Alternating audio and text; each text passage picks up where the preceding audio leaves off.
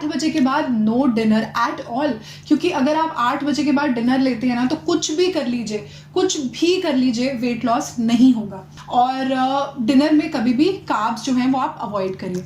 तो हेलो दोस्तों, मैं हूं रोहित और आप सभी का स्वागत है आरवी फिटनेस में। तो जैसा कि आपको वीडियो के टाइटल समझ आ गया होगा कि आज हम किस बारे में बात करने वाले हैं। तो क्या हमें रात में कार्ब्स नहीं खाना चाहिए?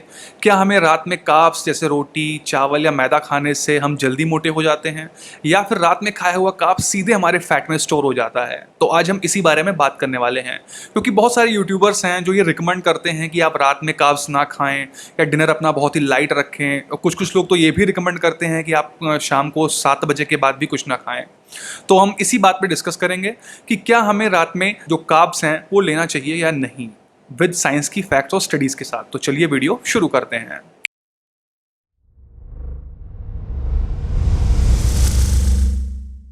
तो आइए पहले जानते हैं कि ये थ्योरी आई कहाँ से है। नॉर्मली लोग इसको बेस के लिए दो थ्योरी यूज़ करते हैं। जैसे पहली थ्योरी ये है कि रात के टाइम में हमारा मेटाबॉलिज्म स्लो हो जाता है। सबसे पहले जान लेते हैं मेटाबॉलिज्म क्या होता है। वैसे मैंने यहाँ पे एक डिटेल्ड वीडियो में मेटाबॉलिज्म को एक्सप्लेन किया है, ये वीडियो ज़रूर देख लीजिएगा, लिंक डिस्क्रिप्शन में होगा। बट तब भी जल्दी से जान लेते हैं कि मेटाबॉलिज्म क्या होता है।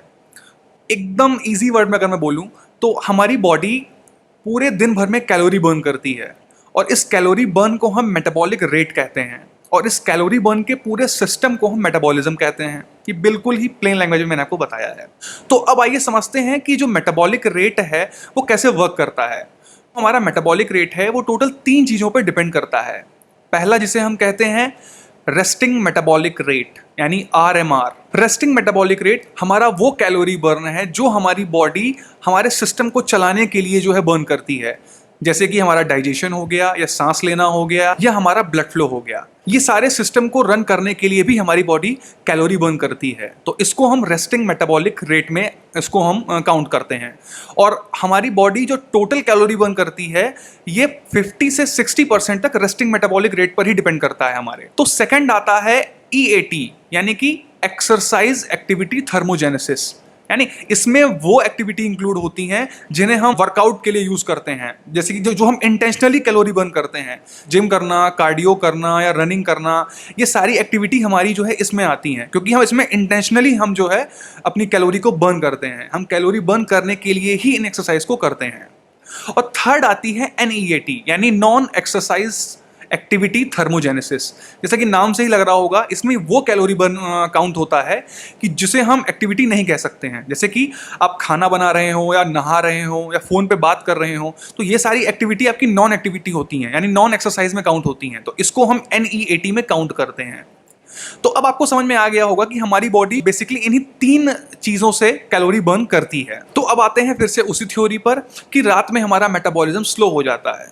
तो ये थ्योरी ये कहती है कि रात में हम कोई भी एक्टिविटी नहीं करते हैं, ना ही कोई हम एक्सरसाइज करते हैं, कुछ भी हम नहीं करते, हमारी बॉडी टोटल रेस्ट में होती है। ठीक है, तो जो हमारा कैलोरी बर्न है वो टोटली डिपेंड होता है RMR, यानी रेस्टिंग मेटाबॉलिक रेट पर।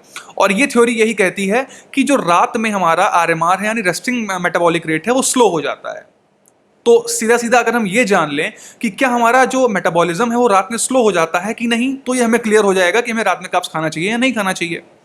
इसी के लिए डॉक्टर सील और कॉनवे की एक स्टडी है जो उन्होंने अपनी पब्लिश किया था थोड़े टाइम पहले अभी। तो आइए हम उसको देखते हैं। तो जिसमें ये साफ साफ लिखा हुआ है कि जो हमारा रेस्टिंग मेटाबॉलिक रेट, यानी जिसको कभी कभी बेसल मेटाबॉलिक रेट भी बोला जाता है, वो दिन में और रात में सेम ही रहता है, उसमें कोई डिफरेंस नहीं आता है।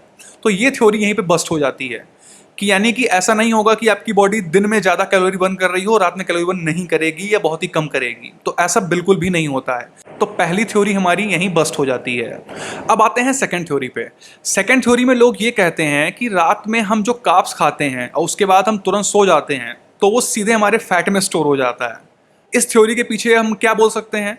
तो इस थ्योरी के पीछे बहुत ही सिंपल सा लॉजिक है कि जब भी हम कोई चीज़ खाते हैं तो हमारी बॉडी उसे एनर्जी में कन्वर्ट करती है और वो एनर्जी हमारे मसल और लिवर ग्लाइकोजन में स्टोर होती है, ना कि फैट में। तो इस पे भी एक डिटेल्ड वीडियो बन सकता है कि इसमें कैसे हमारी बॉडी जो है एनर्जी में कन्वर्ट करती है, तो वो तो एक बात का टॉपिक हो जाएगा। लेकिन अभी के लिए बस आप इतना समझ लीजिए कि हम जो कुछ भी खाते हैं हमारी बॉडी पहले उसे एनर्जी में कन्वर्ट करती है और वो मसल और ग्लाइकोजन में स्टोर होता है। अगर हमने अपने मसल और लिवर ग्लाइकोजन स्टोर को यूज नहीं किया तो ही वो फैट में हमारे स्टोर होगा, अदरवाइज नहीं।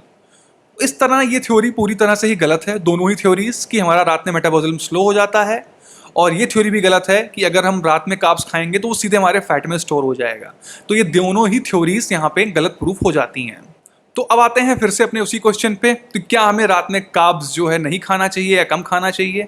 तो मेरे अकॉर्डिंग ये कंप्लीटली आपकी चॉइस है, ये कंप्लीटली आपके ऊपर डिपेंड करता है कि आपको रात में कार्ब्स खाना है या नहीं। आप खा भी सकते हैं, नहीं भी खा सकते हैं। इस वीडियो से मैंने क्लियर कर दिया है कि रात में कार्ब्स खाने से आपके मोटे होने पे कोई भी असर नहीं पड़ेगा। ऐसा नहीं होगा कि आपने दिन भर में कुछ भी नहीं खाया है और रात में कार्ब्स खा लिया है तो आप मोटे नहीं होंगे।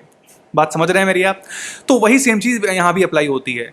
हमारी बॉडी इस पे डिपेंड करती है कि आपने दिन भर में टोटल कितनी कैलोरीज कंज्यूम किया है, ना कि इस पे कि आपने रात में क्या खाया है, मॉर्निंग में क्या खाया है या शाम को क्या खाया है। हमारी बॉडी पूरे दिन का ओवरऑल फूड कंजप्शन काउंट करती है, ना कि सिर्फ किसी एक पर्टिकुलर टाइम या उसका।